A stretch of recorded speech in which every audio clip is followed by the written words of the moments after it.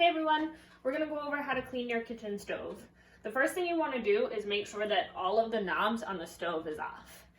So double check. Then you can move all your materials that are on the stove. You grab your cleaning spray, and you can get a paper towel, or some people might use a rag. You're going to spray the top of the stove. 1, 2, 3. Spray the back of the stove. 1, 2, 3. In the middle. 1, 2, 3. Then you're going to start back at the top and wipe all the way across and back. And then the front, making sure if you have knobs that you wipe each knob off.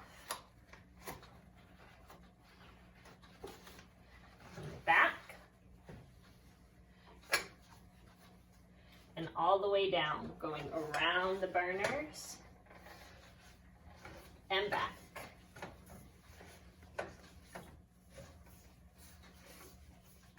And that's how you clean your stove.